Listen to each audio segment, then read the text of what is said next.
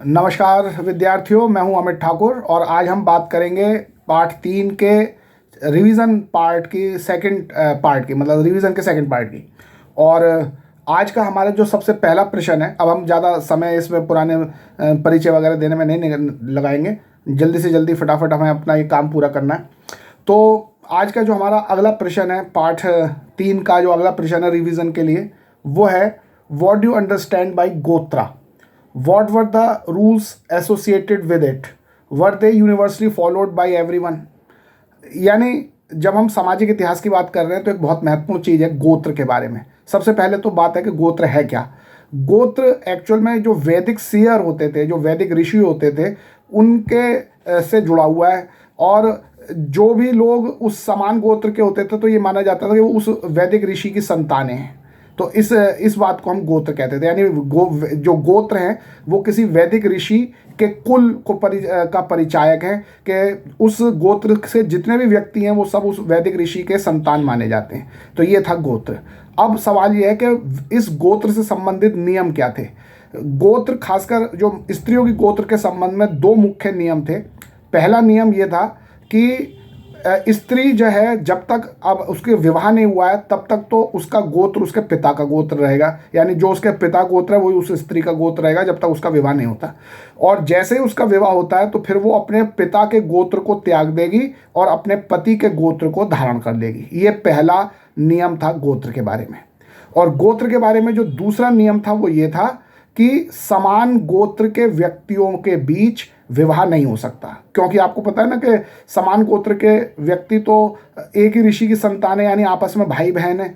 तो आपस के जो भाई बहन है उनके बीच में विवाह नहीं होना चाहिए। तो इसीलिए जो समान गोत्र के व्यक्तियों के बीच में विवाह को निषिद्ध किया गया था, मना किया गया था। तो ये दो मुख्य नियम थे गोत्र के बारे में। जब भी सवाल आए एग्जाम में आपको ये बताना है। लेकिन इस सवाल का एक अगला भाग जो है वो ये है कि क्या इन गोत्र के नियमों को सभी जगह पर सामान्य रूप से माना जाता था। तो आम तौर पर तो ये जो गोत्र से संबंधित नियम थे माने जाते थे, लेकिन इनके अपवाद भी थे। कई जगह पर इन्हें माना भी नहीं जाता था। और ऐसा हमें सातवाहन शासकों के इंस्क्रिप्शन से पता चलता है। उन सातवाहन शासकों के घर में जो स्त्रियां थी, जो उनकी रानियां थी, जो उनकी माताएं थी, जब हम उनका नाम पढ़ते हैं उन इंस्क्रिप्शंस में तो हमें पता चलता है कि उनमें से कईयों के नाम थे गौतमी, वशिष्ठी। गौतमी और वशिष्ठी गौतम और वशिष्ठ ऋषियों से बने हुए हैं। तो इसका मतलब वो इन रानियों ने, इन स्त्रियों ने विवाह के बाद भी अपने पिता का गोत्र ही धारण किए रहा है और उन्होंने अपने पति के गोत्र को अपने नाम में नहीं लगाया। तो इसका मतलब जो गोत्र संबंधी पहला नियम था कि विवाह के पश्चात स्त्री अपने पिता के गोत्र को त्याग देगी और अपने पति के गोत्र को अपना लेगी, तो वहाँ वो हमें इन सातवाहन वंश के जो रानियां हैं उनमें कुछ रानियों के नाम से ऐसा नहीं लग रहा कि उन्होंने अपने पिता के गोत्र को त्याग दिया और पति के गोत्र को अपना लिया।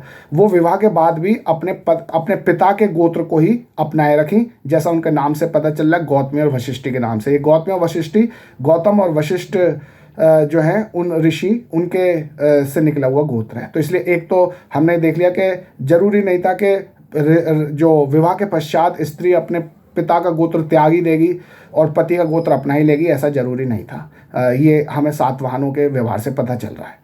इसी तरीके से जो दूसरा नियम था कि समान गोत्र वालों के बीच में शादी नहीं होनी चाहिए, बल्कि गोत्र से बाहर शादी होनी चाहिए। सातवाहनों ने इस नियम को भी कई बार नहीं माना और समान गोत्र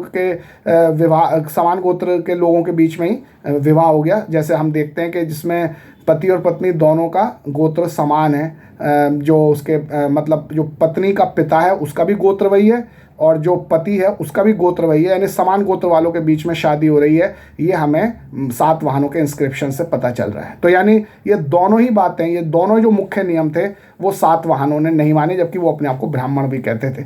तो इससे ये पता चलता है कि गोत्र संबंधी नियम थे, आमतौर पे माने जाते थे, लेकिन यूनिवर्सली एप्लीकेबल नहीं थे। हर जगह इनको माना ही जाए ऐसा बहुत आवश्यक नहीं था। ये सातवाहनों के हमें उदाहरण से पता चल रहा है।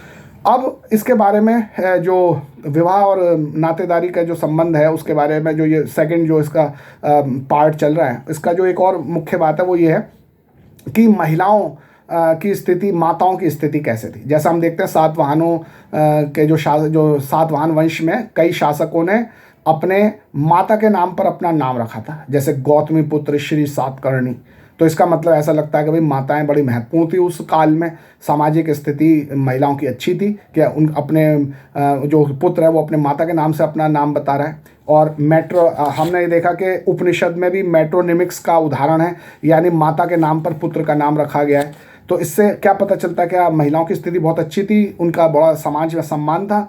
तो कहने को तो था कि भाई उसके नाम से अब बेटे को पहचाना जा रहा है, लेकिन उनकी बात को बेटे या जो घर के पुरुष हैं वो कितना समझते थे, कितना मानते थे, ये हमें महाभारत के उदाहरण से पता चलता है। महाभारत में जो गांधारी थी, जो इसका धृतराष्ट्र की पत्नी और दुर्योधन की माता जी, उन्होंने दुर्योधन को बार बार समझाया कि युद्ध मत करो, युद्ध से किसी का फायदा नहीं होगा, युद्ध से विनाश होगा। और उन्होंने अपने बेटे दुर्योधन को बहुत बार समझाया, लेकिन दुर्योधन ने अपनी माता गांधारी की बातों को, उनकी सलाह को, उनके उपदेशों को नहीं माना। तो इससे पता चलता है कि नाम भले ही ऊंचे ऊंचे रखे जाएं कि हम अपनी माता के नाम से जाने जा रहे हैं और बेटा जो है अपनी माँ को बहुत मान रहा है, लेकिन वास्तविक जीवन में वो उनके बातों को ज़्यादा महत्व नहीं देते थे। तो इससे पता चलता है कि स्त्रियों का स्थान उतना ऊंचा नहीं था जितना कि ऐसा इससे प्रतीत होता है कि उनके नाम पर उनके बेटे का नाम रखा जाता था। तो इस तरह से हमारा ये इस चैप्टर का दूसरा पार्ट भी कंप्लीट होता है। अब हम आते हैं इस चैप्टर के तीसरे पार्ट पर, जो पेज नंबर 61 से शुरू हो रहा है, और वो है social differences within and beyond framework of caste. तो इस टॉपिक में हम कास्ट और वर्ण इन सब के बारे में पढ़ेंगे। धर्मशास्त्र और धर्मसूत्रों ने सबसे पहली बात जो लोगों के दिमाग में बिठाई वो ये कि समाज का जो वर्गीकरण है वो 4 वर्णों में होगा, ब्राह्मण, क्षत्रिय, वैश्य और शूद्र। और उन्होंने ये कहा कि ये जो वर्गीकरण किया गया समाज का, वो किसी इंसान ने नहीं किया, बल्कि ये ईश्वर के द्वारा किया गया है। ये डिवाइन ऑर्डेन है, यानी कि इट इज़ डिवाइनली ऑर्डेन्ड। ये भगवान ने ये वर्णों का विभाजन किया है। तो हर व्यक्ति को अपने वर्ण में संतुष्ट रहना चाहिए, क्योंकि इसमें वो कुछ नहीं कर सकता, ये तो भगवान ने बनाया है। ये बात ब्राह्मणों ने धर्मशास्त्र धर्मसूत्रों के द्वारा स्थापित की। तो अब हम देखते हैं कि जाति और वर्ण के बारे में क्या क्या सवाल आपसे इस चैप्टर में पूछे जा सकते हैं। तो जो इससे संबंधित पहला प्रश्न है वो है कि what were the rules about the ideal occupation of the 4 varnas, what strategies were evolve by the Brahmanas for enforcing these norms. आपको पता है कि 4 वर्ण थे, और इन 4 वर्णों के लिए धर्मशास्त्र धर्मसूत्रों में अलग अलग ऑक्यूपेशन यानी अलग अलग काम धंधे बता रखे थे। ब्राह्मणों के बारे में ये था कि वो अब वेदों का पठन पाठन करेंगे, सेक्रीफाइसेस यानी यज्ञ करवाएंगे, और उससे खुद भी करेंगे और दूसरों से भी करवाएंगे, और बदले में उनको दक्षिणा मिलेगी।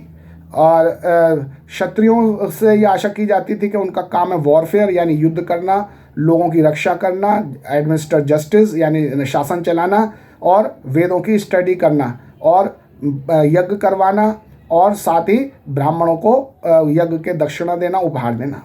और इसके अलावा जो वैश्य थे, वैश्यों का काम था व्यापार करना, पशुपालन करना, खेती करना, यज्ञ करना, दान दक्षिणा देना, वेद पढ़ना, ये सब। ये 3 वर्णों के, तो ऊपर वाले जो 3 वर्ण थे उनके तो ये काम थे। और चौथा वर्ण जो था शूद्रों का वर्ण, उनको काम था इन तीनों वर्णों की सेवा करना। तो इस तरह से वर्ण व्यवस्था के अंतर्गत श्रम का विभाजन हुआ था, ऑक्यूपेशंस आइडियल घोषित किए गए थे। लेकिन अब सवाल ये है कि क्या ये सवाल ये है कि लोगों के मन में ये बात बिठाने कि भाई ये जो वर्णों के अनुसार जो ऑक्यूपेशंस का डिस्ट्रीब्यूशन है वो सही है, ये बात लोगों के मन में उन्होंने कैसे बिठाई, उसको कैसे एनफोर्स करवाया। तो इसके लिए उन्होंने 3 स्ट्रेटेजी अपनाई।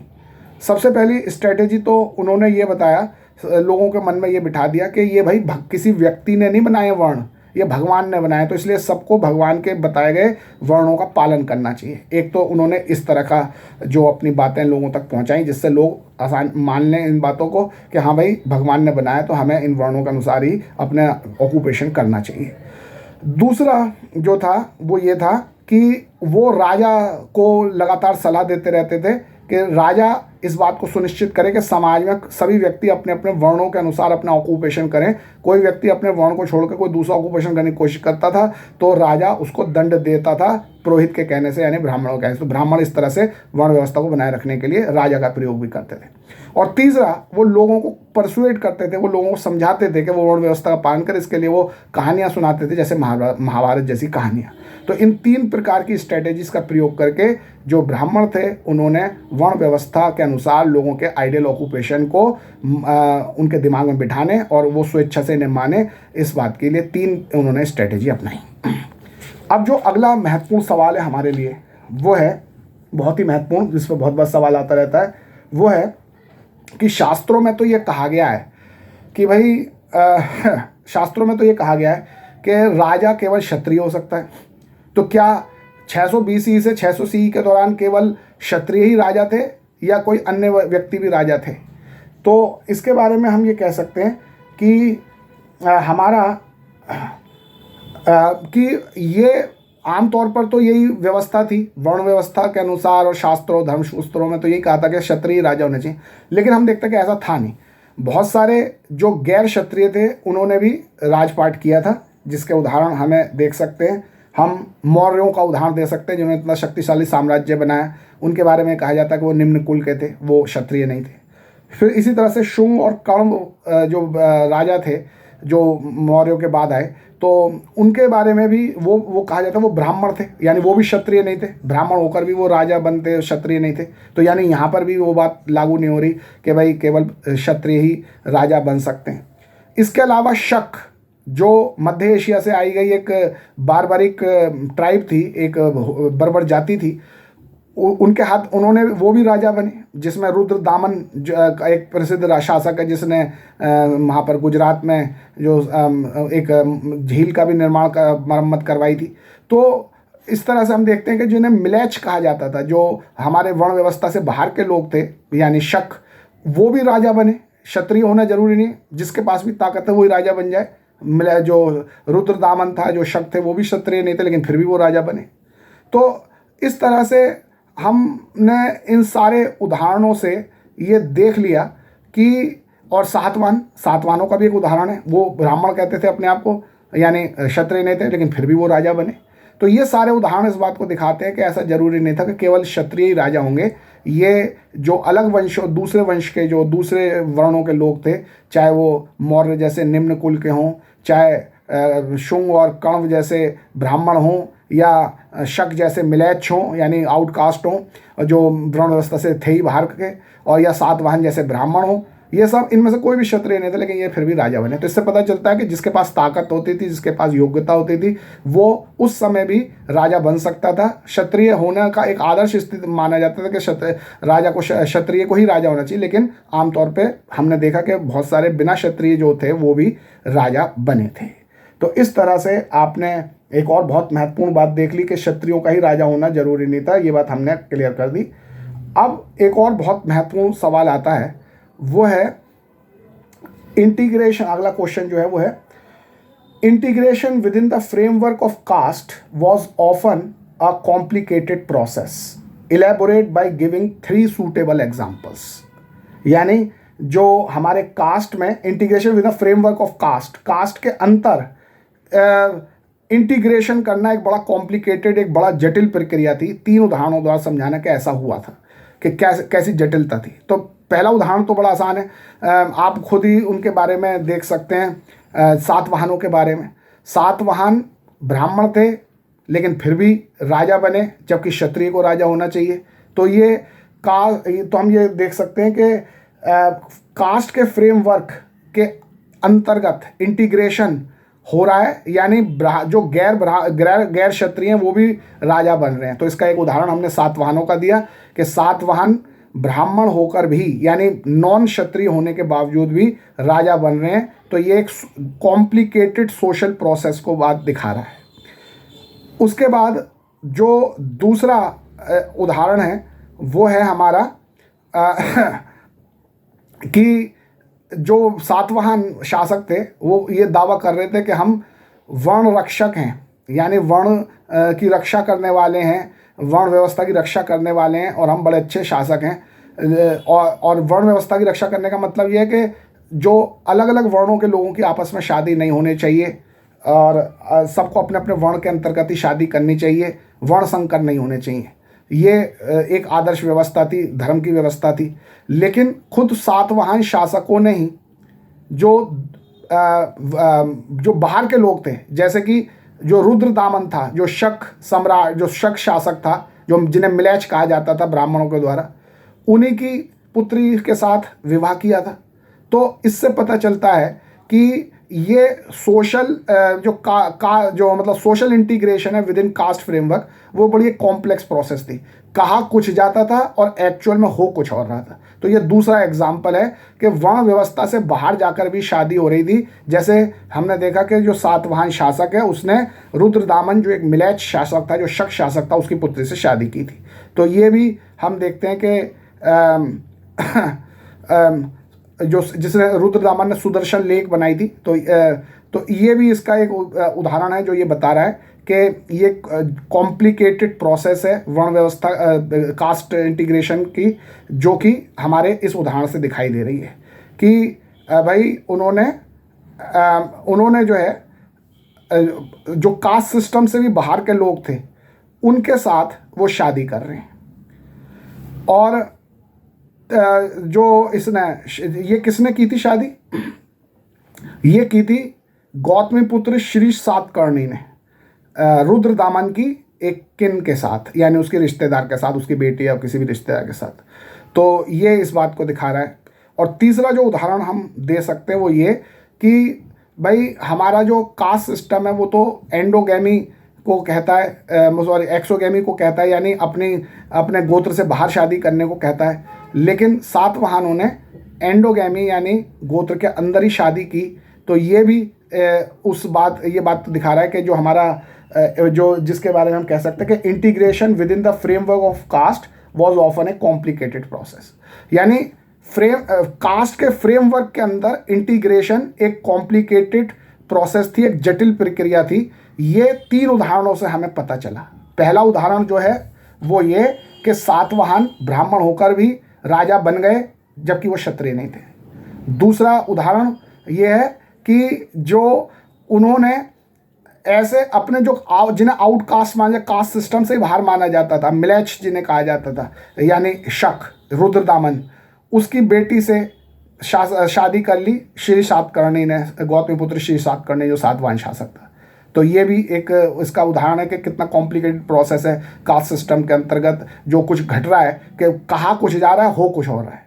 और तीसरा हमने उदाहरण दिया कि भाई कास्ट सिस्टम कहता है कि हमें हमेशा एक्सोगैमी करनी चाहिए, यानी अपने गोत्र से बाहर शादी करनी चाहिए। लेकिन सातवाहनों ने एंडोगैमी भी की थी, यानी गोत्र के अंदर भी शादी की थी। तो ये तीनों उदाहरण बताते हैं कि कास्ट सिस्टम का जो इंटीग्रेशन है वो बहुत कॉम्प्लिकेटेड प्रोसेस था, जिसमें कहा कुछ जाता था और एक्चुअल में हो कुछ और रहा था।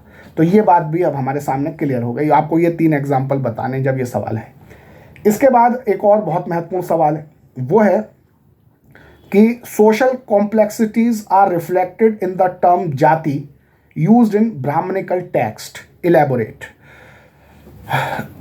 वर्ण सिस्टम के बारे में, वर्ण व्यवस्था के बारे में तो हमें पता मतलब शुरू से चल रहा था वो। लेकिन ये जाति की कॉन्सेप्ट कैसे आई? एक्चुअल में जिस तरह से वर्ण व्यवस्था जाति जन्म पर आधारित थी, ऐसे ही जाति को भी जन्म पर आधारित किया गया। ब्राह्मणों को जाति व्यवस्था को इवॉल्व करने की ज़रूरत इसलिए पड़ी कि कई बार जब उन्हें कुछ नए समुदाय मिलते थे, जैसे जंगलों में रहने वाले निषाद, अब उनको किस तरह वर्ण व्यवस्था के अंतर्गत इंटीग्रेट करें, या कुछ नए प्रकार के काम करने वाले लोग जैसे स्वर्णकार हैं, तो यानी जो स्वर्णकार यानी कि जो गोल्ड स्मिथ हैं, इनको किस तरह से हम वर्ण व्यवस्था के अंतर्गत लाएं, जिनके बारे में कुछ ज़्यादा क्लियरिटी नहीं थी कि इनको किस वर्ण में रखा जाए। तो ऐसी समस्याओं को दूर करने के लिए ब्राह्मणों ने जाति की कॉन्सेप्ट इवॉल्व की, जिनको जो नए प्रकार के लोग मिलते थे, जैसे निषाद जो फॉरेस्ट ड्वेलर्स थे, या स्वर्णकार जैसे ऐसे ऑक्यूपेशन के लोग मिलते थे जिनके बारे में समझ नहीं आता कि इनको किस वर्ण में रखें। तो ऐसे लोगों को जातियों में, नई जातियों के रूप में पहचान दे दी जाती थी। वर्ण तो केवल 4 ही होते थे, लेकिन जातियों की संख्या सीमित नहीं थी, हजारों जातियां हो सकती थी। तो इस तरह से हमने देखा कि जाति की व्यवस्था इस वजह से शुरू हुई। और जो जिन जातियों का एक कॉमन ऑक्यूपेशन होता था उनको गिल्ड यानी श्रेणी का दर्जा भी दे दिया जाता था। तो ये सारी बातें आपको बतानी है, पेज नंबर 63 पर है। जब ये सवाल पूछा जाए तो आपको ये सारी बातें बतानी है कि जातियों की व्यवस्था क्यों शुरू हुई। क्योंकि ब्राह्मणों को कई बार ऐसे नए समुदाय मिलते थे, जैसे फॉरेस्ट ड्वेलर निषाद थे या कुछ नए प्रकार का ऑक्यूपेशन वाले स्वर्णकार थे, तो उनको वो वर्ण व्यवस्था में प्रॉपर वे में एडजस्ट करने में उनको समस्या आती थी, तो वो उनको एक नई जाति के रूप में शामिल कर लेते थे। और जातियाँ वो वर्ण तो केवल 4 होते, लेकिन जातियाँ असंख्य होती थी, इसलिए किसी भी तरह के वर्ग को आसानी से इसमें शामिल किया जा सकता, उसके लिए नई जाति बना सकते। और जिस जाति का अपना स्पेशल ऑक्यूपेशन, विशिष्ट ऑक्यूपेशन होता था, उसको गिल्ड यानी श्रेणी का दर्जा भी दे दिया जाता था। ये सारी बातें आपको इस प्रश्न के उत्तर में बतानी है। अब जो अगला बहुत महत्वपूर्ण सवाल है वो है, although membership of guilds or shrenis was based on a shared craft specialization, some members adopted other occupations. Elaborate the statement with special reference to Mandsaur inscription. आमतौर पर तो यही माना जाता है ना कि एक श्रेणी, एक गिल्ड में या एक जाति में एक ही तरह का ऑक्यूपेशन करने वाले लोग रहते होंगे, लेकिन ऐसा एक्चुअल में था नहीं। एक ही गिल्ड या एक ही जाति में ऐसे लोग थे जो एक से ज़्यादा प्रोफेशन करते थे। इसका एक उदाहरण मंदसौर, जो मध्य प्रदेश में मंदसौर है, वहाँ एक इंस्क्रिप्शन मिला है, एक अभिलेख मिला है, उससे पता चलता है। गुजरात में एक जगह थी लाट, और वहाँ पर रहते थे सिल्क वीवर यानी रेशम के बुनकर, रेशम बनाने वाले बुनकर। एक समय जब वहाँ अकाल पड़ा या कोई परिस्थिति हुई, तो वहाँ के बुनकर यानी सिल्क वीवर जो थे, वो सब लाट को छोड़कर इधर मध्य प्रदेश के मंदसौर की तरफ आ गए, अपना पूरा परिवार, अपने पूरी जाति के साथ। वो इस आशा में कि यहाँ का शासक अच्छा है, तो यहाँ पर उन्हें रहने के लिए, ठहरने के लिए और सेटल होने का आसानी से मौका मिल जाएगा। और यहाँ पर आकर उन्होंने अपना जो पारंपरिक पेशा था वो तो किया ही सिल्क वीवर का, लेकिन इसके अलावा उनके सदस्य अनेक प्रकार के अन्य पेशे भी करने लगे। और उनकी जो गिल्ड थी वो मिलकर डिसाइड करती थी कि कैसे कमाना है, अपने इनकम को कहाँ इन्वेस्ट करना है, किस तरह का मंदिर बनाना है अपने कमाई से।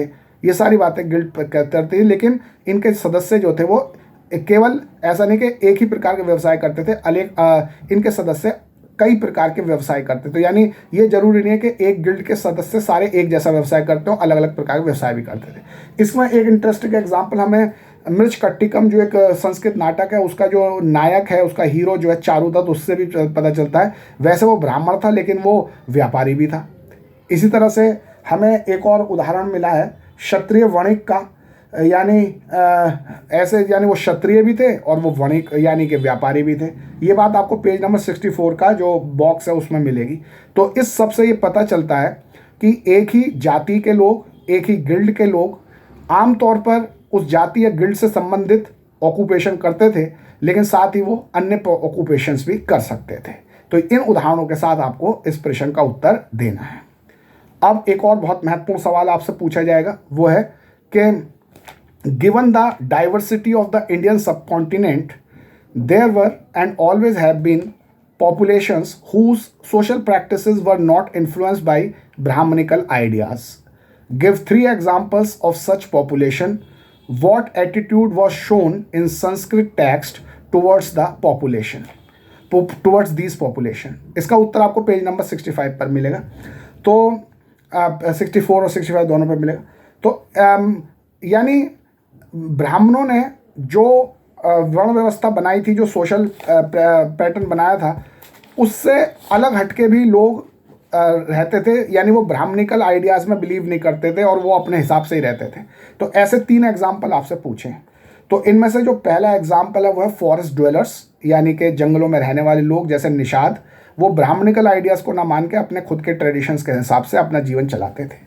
जो दूसरा एग्जाम्पल है वो है नोमैडिक पेस्टोलिस्ट्स, यानी कि घुमंतु पशुचारक, जो इधर से उधर अपने पशुओं को एक जगह से लेकर दूसरे को घूमते थे। वो सेटल्ड लाइफ नहीं जीते थे, वो भी ब्राह्मणिकल आइडियाज़ को नहीं मानते थे और उनका जीवन भी अपने खुद के विश्वासों से, अपने खुद की परंपराओं से चलता था।